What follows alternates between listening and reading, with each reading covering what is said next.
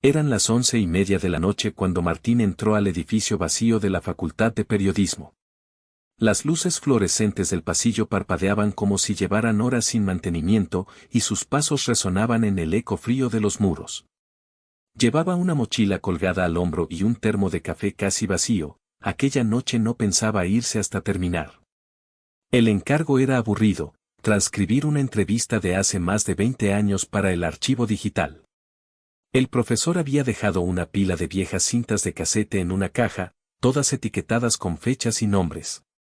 Martín tomó una al azar. En la etiqueta, apenas se leía, con bolígrafo azul descolorido, entrevista, caso 74.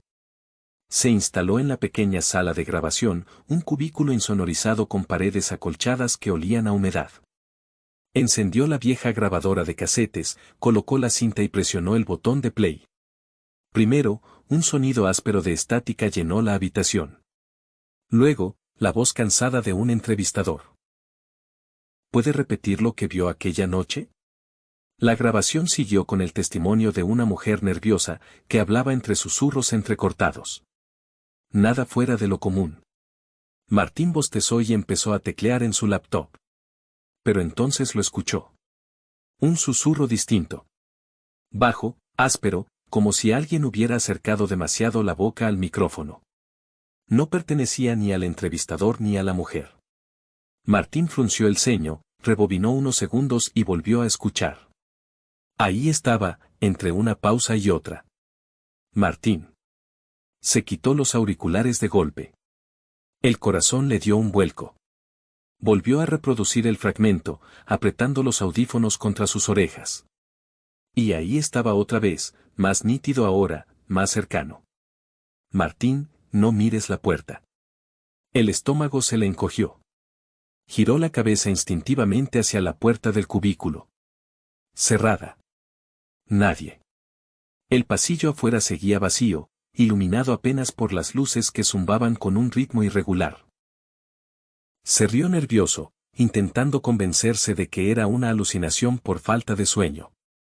Pero en lo más profundo de su mente sabía que aquello no estaba en la cinta la primera vez. Martín intentó seguir trabajando, pero ya no podía concentrarse. Cada vez que el entrevistador hacía una pausa larga, volvía a escucharlo, ese susurro grave, arrastrado, casi húmedo. Ya no era un simple murmullo perdido en la grabación, ahora era una voz clara, perfectamente audible. Estás mordiéndote las uñas. Martín se detuvo en seco. Bajó la mano de inmediato, asustado. No se había dado cuenta de que lo estaba haciendo hasta que la voz lo señaló. Cerró la laptop de golpe y rebobinó la cinta. Corrió hacia atrás 15 segundos y volvió a darle play. La voz, obediente, repitió el mismo susurro. Pero después agregó algo nuevo. Ahora miras la ventana. Martín giró la cabeza hacia el ventanal del cubículo. Del otro lado, apenas el reflejo de sí mismo bajo la luz mortecina de los pasillos. El sudor comenzó a acumularse en sus manos. Sacó el casete de la grabadora y lo revisó contra la luz, como si pudiera encontrar algún truco físico en la cinta. Nada. El plástico estaba gastado, polvoriento, y la etiqueta medio arrancada. Volvió a colocarlo, presionó play. El entrevistador seguía hablando, pero la voz entrecortada del testimonio de la mujer fue interrumpida por el susurro. Esta vez más nítido que nunca.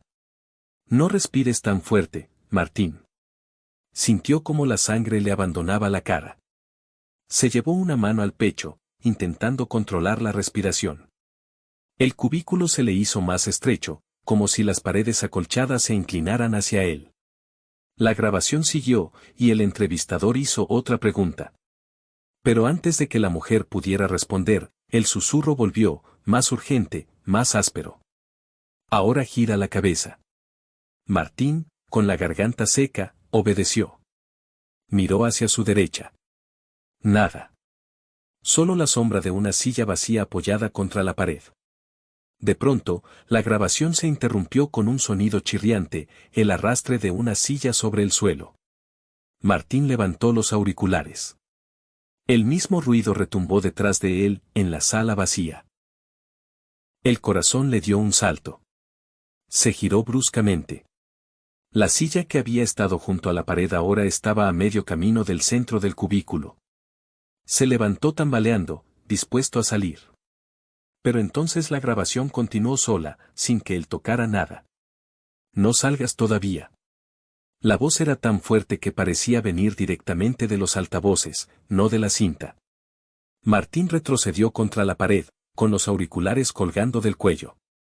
El casete giraba a una velocidad irregular, como si la cinta estuviera siendo jalada desde dentro. Y luego, sin previo aviso, la voz cambió de tono. Ya no describía lo que hacía. Ahora ordenaba. Apaga la grabadora. Ven conmigo. La sangre de Martín se congeló. Martín se abalanzó sobre la grabadora e intentó apagarla.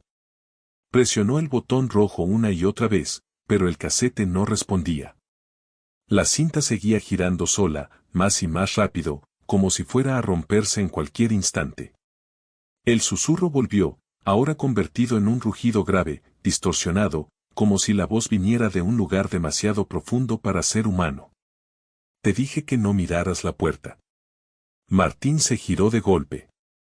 La puerta del cubículo estaba cerrada, pero algo se movía al otro lado, una sombra alargada que bloqueaba el rectángulo de luz del pasillo. Alguien estaba ahí, esperando. El aire se volvió más pesado, como si la habitación entera estuviera sellada al vacío. Martín sintió un zumbido dentro de los oídos, y por un segundo pensó que se iba a desmayar. Entonces, 3 golpes suaves resonaron desde el otro lado de la puerta. Tac, tac, tac. La grabación se detuvo de golpe. Silencio absoluto. El casete quedó inmóvil, pero Martín vio que las bobinas seguían girando. Aunque ya no había cinta dentro. La etiqueta descolorida que había leído al inicio se despegó un poco por la humedad de sus manos. Martín la arrancó con desesperación. Debajo, había otra más antigua, escrita con tinta negra. Entrevista, caso Martín. El corazón se le detuvo. No podía ser. El susurro volvió, esta vez justo detrás de su oído, sin necesidad de auriculares, tan cercano que pudo sentir el roce húmedo de una respiración. Ahora abre la puerta. Martín, con las piernas paralizadas, apenas alcanzó a estirar la mano hacia el pomo. Cuando lo tocó, la luz del pasillo parpadeó.